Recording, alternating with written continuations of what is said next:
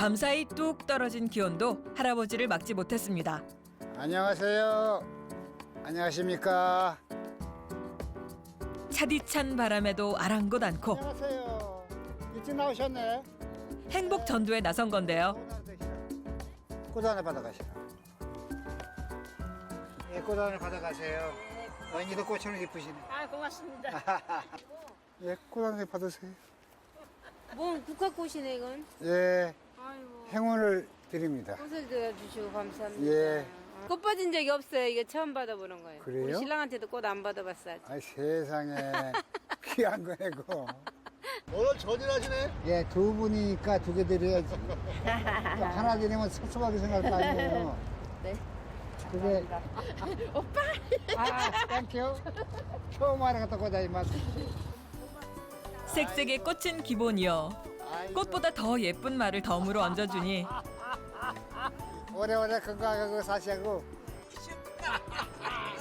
자, 꽃도 하나씩 가지신 것도 나쁘지 않죠. 거리는 순식간에 웃음꽃이 만발합니다. 아, 예. 오래 살다 보니까 이런 꽃을 담아. 아, 그러니까 애인 아니면 안 치는 거예요. 아이 그럼 애인이라고 주신 거예요? 아, 그렇지. 그러면 안 되지. 친구 사이. 아, 영감이 들으면은 맞아주고. 이거는 얘기고.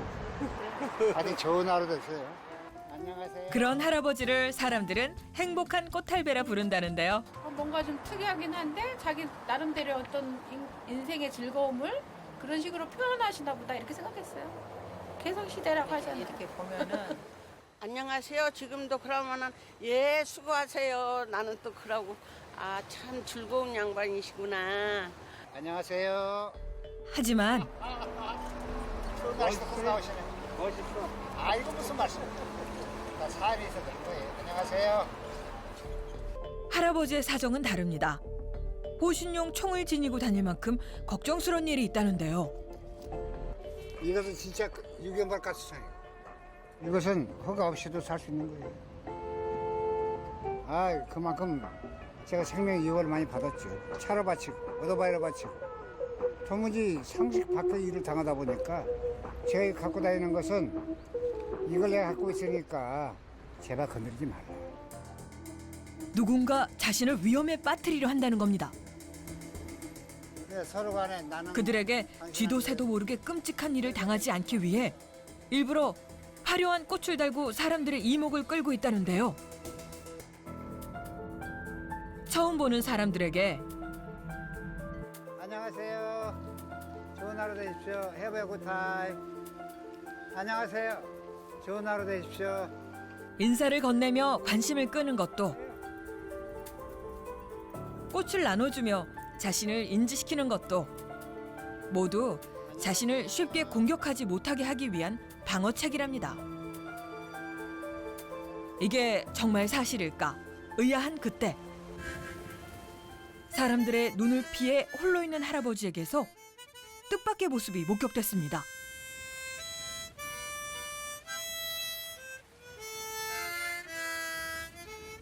특유의 에너지를 모두 상실한 양 기운 없는 모습으로 하모니카를 연주하던 그가 갑자기 호신용 총을 꺼내 들고 누군가에게 서슬퍼런 경고를 하기 시작하는 겁니다. 그리곤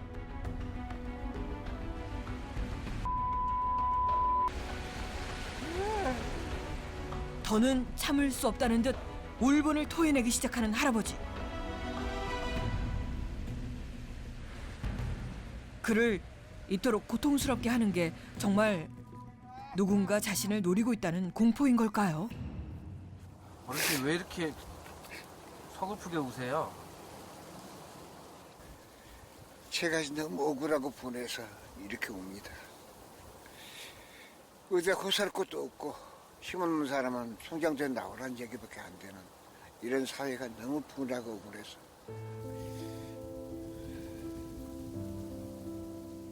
그저 행복한 꽃할배인 줄 알았습니다.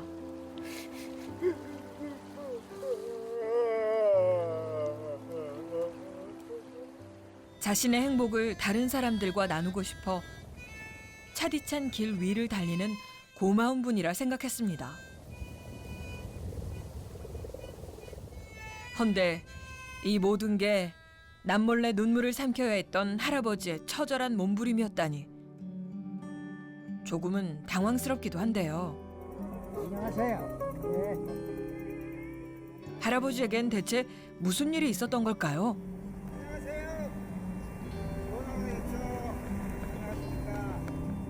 할아버지의 이야기를 좀 더 들어봐야겠습니다. 올해로 75. 오래전 농협을 정년 퇴임한 후 자신만의 시간을 보내고 있는 기경호 할아버진 강한 사람이었습니다. 평생을 가족을 위해 전쟁 같은 삶을 이겨낸 장한 아버지이며 베트남 전쟁에 참가했던 참전 용사이기도 한데요.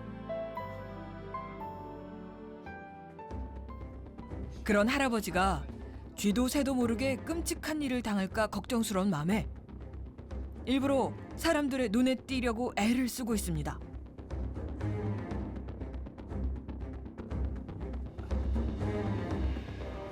이런 옷도 사가지고 전부 이렇게 제가 만든 거예요. 누가 쉽게 알아볼 수 있도록. 누가 봐도 알 수 있게끔 다 제가 이거 붙인 거예요. 사다가. 칠순의 나이에 반짝이는 천을 덧댄 옷을 만들어 입어야 할 만큼 두려운 이들이 있다는데요. 악연이 시작된 건 37년 전이라고 했습니다. 처음 본 여자예요. 처음 보면 이제 딸로 유행을 하고 접근하더라고요. 너도 죽지 않으면 간첩이 되지 않으면 넌 죽으니까 시키는 대로 해. 이런 식이에요. 그 당시에 간첩을 조작하고 하면 보상 못 하지 않습니까? 1980년 우연히 들른 술집에서 모든 게 시작됐다는데요. 간첩 신고 포상금을 노린 김 씨와 최 씨가 할아버지를 협박했고 뜻대로 되지 않자 안갚음을 하기 시작했다는 겁니다. 집사람한테 전화해가지고 네 남편이 자금만 얻어가지고 살림 차렸다. 내가 하는 것마다 방해하고 직장에 출근도 못하게 방해하는 거야. 하는 일마다 방해하고. 급기야 7년 전에는 자전거를 타고 있는 할아버지를 공격해 자전거가 전복하는 큰 사고가 나기도 했다는데요. 그 때문에 엉치뼈가 부러지고 철심을 박을 만큼 큰 부상을 당했었다는 할아버지. 그냥 지나가는데 뒤에서 받아버린 거죠. 그래서 야 이러면 죽겠다. 받쳐가지고 앉아있는 누구 하나 신고하는 사람이 없는 거예요. 이게 안 되겠다. 그래가지고 제가 나이 75세에 무슨 못이 들어가지고 꽃을 다루고 다니고 뭐 하겠습니까? 누구 눈에 턱 껴가지고 아 저 사람 신고라도 해줘야 살아남을 수가 있죠. 살아남기 위한 생존 비결이었죠. 생명의 위협을 느낀 그날의 사고 이후 꽃을 달기 시작했습니다. 사람들의 시선이 집중되면 되려 안전할 거라 여긴 건데요. 위협으로부터 자신을 지키려면 스스로 강해져야만 했다는 할아버지. 습관처럼 쉬지 않고 운동을 계속하는 이유도 바로 그 때문입니다. 자전거를 몇 시간이나 타고 와서도 또 이어 운동인데요. 저한테는 이거 살기 위한 운동이에요. 죽지 않으려고. 이걸 누가 알겠습니까? 칠순이 넘은 나이에 모소의 아령이 버거울 만도 하건만 할아버지는 좀처럼 내려놓을 생각이 없어 보입니다. 운동을 계속 죽기 살기로 살아남으려고 운동을 했더니 제 몸을 오히려 강하게 만들어줬어요. 덕분에 할아버지의 몸은 제가 그래도 이만큼은 돼요. 장난 아니시네요. 제가 죽기 살기로 했으니까 살아남으려고. 그러다 보니 살은 다 빠지고 근육만 딱 남았어요. 다리통이고 위통이고. 제 알통이 피디양반보다는 제가 좀 더 클 수 있어요. 75이라고는 믿기지 않는 아 진짜 차이가 너무 많이 나는데. 탄탄한 근육질을 자랑하는데요. 탄탄한 근육을 유지하는 것 못지않게 중요한 게 또 있다는데요.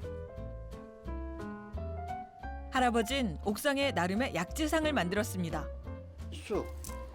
쑥은 다 아시잖아요. 얼마나 좋은지. 이거 구기자. 구기자나무. 모든 몸을 보여주는 칠. 이건 또 이게 귀한 약초죠. 버섯인지. 아카시아 나무에서 나는 버섯이에요. 심폐 기능을 좋게 만드는 버섯입니다. 그게 그 뜯어놓은 버섯이에요? 예, 제가 생림산에 가서 뜯어온 버섯이에요. 전국 각지를 돌며 직접 캐온 귀한 약재들을 손수 다려 마시며 건강을 보호하고 있다는 할아버지. 왜냐면 병원에 가면 죽을 것 같아가지고 병원도 못 가고. 뜻하지 않게 약초꾼 아닌 약초꾼이 됐다는데요. 이렇게 하시는 거는 어디서 보고 이렇게 하시는 거예요? 동의보감 받죠. 이렇게 독학으로 꼼꼼히 건강을 챙기는 일이 노후를 준비하는 평범한 일상이었다면 좋았을 텐데 할아버지에겐 살기 위한 처절한 노력이라는 것이 문제입니다. 마음속 깊은 두려움과 불안감을 떨쳐버릴 수가 없는데요. 밤이면 잠드는 것조차 쉽지 않습니다. 두 다리 뻗고 마음 편히 자본 게 언젠지. 야구 엉덩이를 놓고 자고, 또 빨래바마이를 놓고 자고, 여기 몽둥이를 하나 놓고 자고, 또 망치까지 놓고 자요. 하도 피해를 받다 보니까 이게 내가 살아야 되겠다는 생각 때문에. 그야말로 집안의 온갖 방망이란 방망이는 총출동. 침대 옆에 호위무사처럼 일렬로 세워두고서야 겨우 안심이 되는지 자리에 누운 할아버지. 도대체 언제쯤 이 괴로움에서 벗어날 수 있을까요? 다음 날 이른 아침부터 할아버지가 분주합니다. 꽃꽂이 산매경에 빠져 있는데요. 모르는 사람이 본다면 노년의 별난 취미쯤으로 여길지도 모르죠. 하지만 내 옷이랑 전부 다 이거 보세요. 할아버지에겐 이 꽃이 자신을 지켜주는 방패인 셈인데요. 일찍 나오셨네. 네? 일찍 나오셨어? 잘 먹었어요, 김치? 안녕하세요. 안녕하십니까. 아가야, 안녕. 그렇게 꽃을 두르고 거리로 나서면 그는 여전히 사람들을 즐겁게 해주는 유쾌한 꽃할배입니다. 사람들에게 인사를 건네는 할아버지는 정말 행복해 보였는데요. 그런데 갑자기 할아버지가 굳은 표정으로 호신용 총을 꺼냈습니다. 무슨 일이 생긴 걸까요? 옆에 앉은 남자를 피해 꽃을 들고는 안면이 있는 할머니에게로 가는데요. 할아버지는 어쩐지 남자가 수상하답니다. 한 번만 온 게 아니고 3번이나 왔다. 그래서 이 추운 날 어디서 있다가 뭐 저기 지나다가 왔다고 그러는데 지난 사람이 어떻게 3번이 그 자리에 또 와요. 자신을 감시하는 것 같다는데요. 정말 그런 걸까요? 그냥 그러니까 꽃 달고 다니니까 사람들 시선이 가잖아요. 그래서 보기는 몇 번 봤는데 감시하거나 그런 건 절대 아닙니다. 조금만 낯선 얼굴이 보여도 덜컥 두렵다는 할아버지. 아무리 꽃을 두르고 유쾌한 웃음을 지어 보여도 마음속 불안감은 쉽게 가시질 않는 모양입니다. 그런 사람 없었죠? 아유, 그럼 없다. 네. 들어가. 예. 또 땄을 때 우리 같이 타고. 아, 그럼. 예. 들어가시오. 네. 고맙습니다. 동네 한 바퀴를 돌며 수상한 사람의 흔적이 없었는지 일일이 확인하고 주변을 한참 살핀 뒤에야 집으로 향하는데요. 외출 한번 하고 돌아오는 일이 그야말로 007 첩보 작전을 방불케 합니다. 이중의 잠금 장치를 풀고서야 겨우 들어선 집안. 이번엔 커튼이란 커튼은 모조리 치기 시작하는데요. 그들이 어디선가 지켜보고 있을지도 모른다는 겁니다. 게다가 행여나 그들의 전화일까? 모르는 번호로 걸려온 전화는 절대 받지 않는다는 할아버지. 이미 감청이 돼가지고 제가 전화 받기가 두려워요. 이렇게 매 순간 두려움과 공포에 떨며 산 세월이 자그마치 37년이랍니다. 나는 그렇게 살라고 37년 동안을 여기다 저기다 진료서 내고 살라고 안 죽고 살라고 억울하게 죽고 싶지 않고 분해서 계속 이렇게 지낼 수는 없습니다. 그날 오후 할아버지는 제작진과 함께 그들을 찾아 나섰습니다. 직접 만나 단판을 지어야겠다는데요. 37년 동안 24세 1초를 안 쉬고 나를 괴롭히는데 도대체 왜 나한테 이렇게 되는지 물어보려고 찾고 있습니다. 오랜 시간 자신들의 모습은 감춘 채 할아버지만을 끊임없이 괴롭혀왔다는 김 씨와 최 씨. 오늘은 그들을 만나서 이 긴 악연의 고리를 끊을 수 있을까? 계십니까? 할아버지가 기억하는 최 씨의 옛 주소지입니다. 주인장 계십니까? 여기가 24번지 맞는데. 하지만 강산이 3번도 더 바뀌었을 시간이죠. 지금 살번지가 없어졌어요. 24번지가 없어졌어요? 예. 어허. 전부 살번지는 이제 주택으로 변경이 되는 바람에 예. 완전히 없어졌군요. 예. 그러면 그렇지. 걔네들이 제 주소를 썼겠어요? 완전 못 놀려랬는데. 이거 기가 막히네. 여기까지 살아왔는데. 기대를 품었던 것도 잠시. 결국엔 아무것도 찾지 못했습니다. 좀처럼 수면 위로 드러나지 않는 그들의 정체. 그런데 완전 문제를 노린 안개부의 간첩 만들기 작전의 일환이지. 할아버지는 뜻밖의 안기부 이야기를 꺼냈습니다. 김 씨와 최 씨가 과거 안기부의 사주를 받은 사람들이었다는데요. 할아버지에겐 무슨 일이 있었던 걸까요? 또 저소지에서 먹여가던 애들까지 총으로 쏘아버리고 그 일을 했다는 소리 듣고 또 집으로 도망하는 사람까지 다 쏘아버리고 그 말 듣고 하고 전두환이 욕을 했어요. 그걸 보고던 술집 접대부가 정보원이라고 있었어요. 그 당시는 바로 간첩 신고를 해버린 거예요. 1980년 5월 광주에서는 무고한 시민들이 계엄군의 총구 앞에 쓰러져간 끔찍한 비극이 벌어졌죠. 고향인 광주를 떠나 서울에 있던 할아버지는 이 소식을 듣고 한 술집에서 당시 신군부를 비난했었다는데요. 그날 이후로 할아버지 신변에 이상한 일이 일어나기 시작했다는 겁니다. 진짜 사실을 알리는 용기가 그때부터 자신이 간첩 조작 사건의 피해자가 됐다는 할아버지.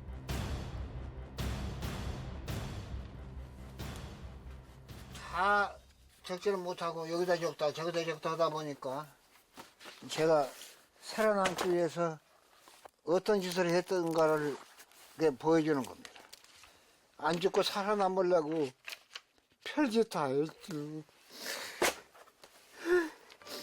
그때부터 무려 37년을 정부의 감시 사찰을 받아왔다는 건데요.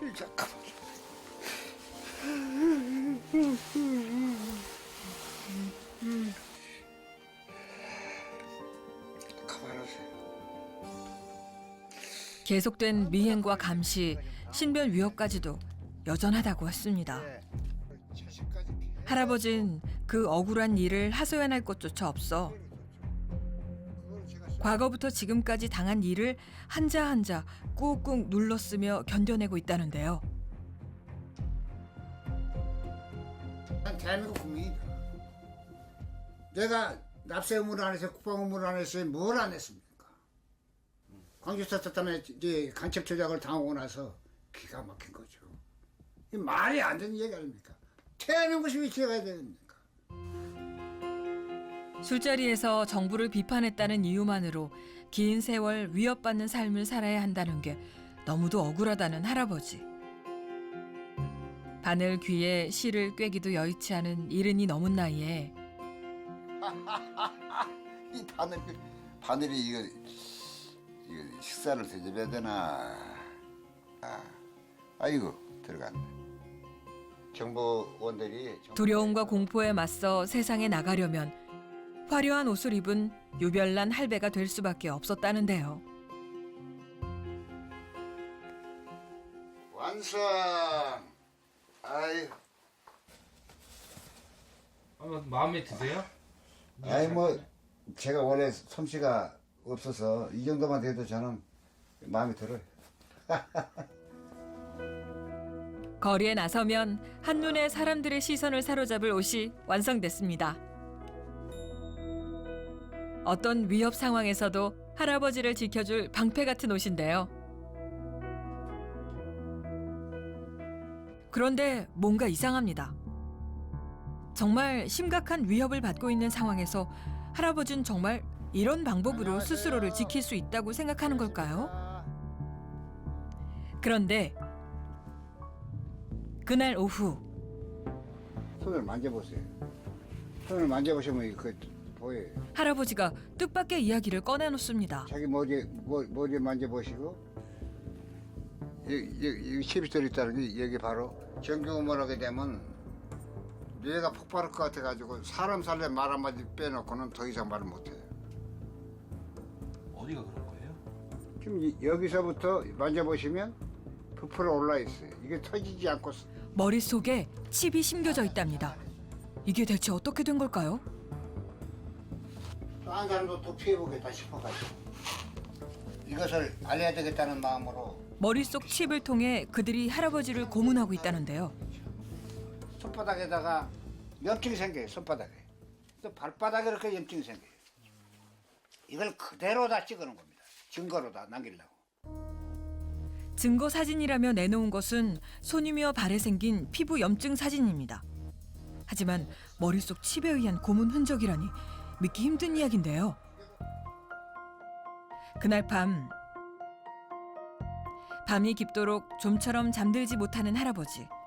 어딘가 불편한 기색인데요. 한참을 뒤척이더니 결국 이불을 챙겨 들고 방을 나섭니다. 한밤중에 대체 어디를 가시려는 걸까요? 저 주무시다 말고 뭐 어디 가시려는 거예요? 계속 짓거리고 정부만 하고 저 음파 고문하니까 옥상에 가서라도 한숨 자볼까 하는데 될지 모르겠네. 옥상 가면 좀 나아져요? 아니 똑같아요. 똑같은데 집안 식구들 피해 좀 줄이려고. 너무 추운데 시리도록 추운 겨울밤에 옥상에서 야외 취침을 하겠답니다. 지금 입김도 나오는 날씨인데 지금 진짜 괜찮으세요? 아이 영하 14도 참. 머릿속 칩의 공격을 견디기가 힘들다는데요. 이럴 때면 종종 옥상에서 자곤 한다는 할아버지. 제작진이 말려봐도 정말 오늘 여기서 주무실 거예요? 네. 아무것도 모르는 우리 가족들 피해 안 주려고 여기서 잡니다. 그냥 돌아가 주세요. 할아버지의 고집을 꺾기엔 역부족인데요. 이대로 괜찮은 걸까요? 다음 날 할아버지가 급히 우리를 찾았습니다. 이것은 제가 진단서 서부병원에 진단서 뛰었던 거고 제시하기 어렵고. 할아버지의 머릿속에 칩이 있다는 걸 확인해준 의사와 엑스레이 자료가 있다는데요. 이게 어떻게 된 일일까요? 정말 할아버지의 머릿속에 뭔가 있는 걸까요? 우리는 2009년 할아버지가 검사를 받았다는 그 병원을 다시 찾았습니다. 당시 진료한 의사도 만날 수 있었는데요. 2000번에서 진료를 받은 기록이 있어요. 앉아보시고. 예. 다시 검사를 받아보기로 했습니다. 그런데 제가 손으로 되는 것만 만져보세요. 네, 예. 할아버지의 태도가 좀 이상합니다. 이제 어떤 게 여기 한번 보세요. 어떤 게 다 불편하세요? 보셨어요? 저 다 좀 만져봤어요. 이게 칩이 2개 들어있어요. 칩이 2개 들어가 있는 것 같아. 네. 병원에 오셔서 어떤 사람이 전파 피해받은 사람을 대화를 합니까? 아니 병원에 오셨으면은 저 증상을 처음 보신 얘기하고 분이에요. 처음 보신 분. 필요하면 검사를 받고 거기에 대해 판단을 받으셔야지 본인 주장을 하는데요. 그 말씀 맞습니다. 저는 그런 검사 원치 않습니다. 왜 그러냐면 네. 아직까지 지금 선생님은 제가 처음 뵈는 분이에요. 할아버지는 처음 보는 의사랍니다. 결국 재검사는 할 수 없었는데요. 알고 진료 있는데 끝낼게요. 처음 보신 분이에요. 얘기가 더 진행이 예. 안 되네. 오케이. 처음 보신 분이에요. 전파 결자를 모르는 사람이 뭘? 원장님은 아버님 보셨다는. 그 사람이 거짓말한 거죠. 아니 원장님이 아버님 2009년도에 만난. 저 사람 원장 아니에요? 아니에요. 그렇다면 8년 전 확인했다는 칩의 정체는 무엇일까요? 본인 증상 얘기했고요. 본인 또 주장하는 증상을 이제 우리 또 간호사에게 잠깐 기록을 해놨고요. 이게 기계고시 엑스레이인데 왼쪽 앞쪽이 아프다고 했는데 아무것도 없어요. 이 앞쪽이 여기죠. 8년 전 검사에도 칩은 확인되지 않았답니다. 헌데 왜 할아버진 자신의 머릿속에 칩이 있다고 믿고 있는 걸까? 우리는 할아버지의 동생을 만나 이야기를 들어봤습니다. 13살 어린 나이에 고향 광주에서 홀로 상경해 제 힘으로 대학 공부까지 마칠 만큼 강하고 단단했다는 할아버지. 인상이 좋다. 굉장히 유쾌하시고 그다음 활동 워낙 잘하시고 그러니까 좋으시죠. 뭐 저한테 또 용돈도 잘 주시고. 그런 그가 달라진 건 1960년대 베트남 전장에 다녀온 이후부터였답니다. 월남 가서 그 전쟁 때 사람들 다 죽고 막 그럴 때 그런 거 엄청나게 죽고 그런 거 겪으셨고 뭐 안쓰럽죠. 한마디로 안쓰러운 감이 있는 거죠. 매일같이 쏟아지는 총탄에 끊임없이 죽어나가는 사람들. 전쟁이라는 끔찍한 재앙이 할아버지의 마음에 지워지지 않는 총상을 남겼던 탓일까요? 전쟁 후 부쩍 불안해하는 모습을 자주 보였다는데요. 소총 소대나 이런 데 있는 사람들은 죽은 사람들이 4,000명이고 5,000명 아마 될 거예요. 그래서 쳐다보면 썸뜩하고 눈을 못 봐요. 겁나서. 눈을 쳐다보지 못해요. 그리고 1980년대 그는 왜 정부로부터 감시를 당한다고 믿게 된 걸까? 할아버지의 대답은 뜻밖이었습니다. 광주 민주화운동 때문이라는 겁니다. 사촌 형님 기충을하고 그 아들 기남영이라고 남영이가 도청 앞에서 총 맞아 죽었는데 다리만 총 맞아가지고 누워있는데 그래서 혁띠하고 신발 보고 찾았어요. 1980년 5월 광주에서 벌어진 끔찍한 참사 현장에는 할아버지의 가족이며 친구며 이웃이었던 이들이 있었습니다. 처참히 목숨을 잃은 이들 중엔 조카를 비롯한 가까운 이들도 꽤 많았다는데요. 그들 중엔 시민군의 대변인으로 싸우다 안타깝게 목숨을 잃은 영화 화려한 휴가의 실제 모델 윤상원 열사도 있었습니다. 윤상원이 친금 할머니 우리 친할머니인데 근데 광주 사태 일어난 사람들을 감시하는지 몰랐어요. 이게 강한 빛이 붙어있다. 수많은 사람을 허망하게 보내고서도 부당하다 억울하다 말 한마디 할 수 없었던 시절. 할아버진 미안했답니다. 그리고 두려웠답니다. 자신도 끔찍한 일을 당할까 늘 초조했었다는데요. 그러다 결국 자신도 아프고 고통스럽다 믿게 돼버린 할아버지. 그의 머릿속을 잠식한 건 포갑의 역사가 만든 공포 아니었을까요? 동도 트기 전 이른 새벽. 할아버지는 외출 준비가 한창입니다. 호신용 가스총까지 단단히 챙기고 할아버지가 먼 길을 나섰는데요. 가는 내내 말없이 생각에 잠긴 할아버지. 그가 오늘 향한 곳은 그동안 선뜻 발걸음하지 못한 윤상원 열사의 생가입니다. 열사의 부친이 여전히 그곳을 지키고 있는데요. 아이고, 나 경호입니다. 아이고, 이렇게 변하셨네. 네, 못 나오시고. 예. 3년 만에 만난 두 사람. 바쁜데 찾아줘서 고마워. 아이고, 그게 아니고. 건강이 나빠. 자, 예. 지금 못 걸어. 두 손을 꼭 잡고 서로의 상처를 위로합니다. 인조이를 시집하는 병원에 가. 예, 3년 만에 이렇게 달라지셨네. 그래서 이러고 살고 있어. 예. 건강하시고 잘 예. 살아. 예. 아이, 어르신 건강하세요. 정말 죄송합니다. 눈물 나오네. 나는 이제 90살이야. 아이, 건강하십시오. 포기하지 마세요. 예. 저는 100세 세대예요. 편안히 잘 가. 예. 죄 없는 사람들의 이유 없는 죽음을 안녕하세요. 너무도 많이 곁에서 지켜봤던 할아버지. 짐승도 못한 놈 너도 맞아봐 이 새끼야. 죽어봐. 왜 사람을 죽이고 간첩을 죽여가지고 내가 국가지 용제까지. 어쩌면 스스로 더 깊은 마음의 상처를 만들게 된 건 아닐까요?